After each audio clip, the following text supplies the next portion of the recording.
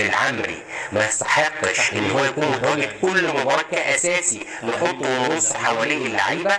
ده الحقيقه سؤال يوجه بشكل مباشر ليسترو، خصوصا بعد المستوى بتاع النهارده. لكن قبل كده احنا كنا شفناه في ربع ساعه وشفناه من قبل كده وشفنا اداؤه، قلنا يا جماعه الراجل ده عنده امكانيات، وقعدت اقول لك عندنا باك شمال وحاجات زي كده.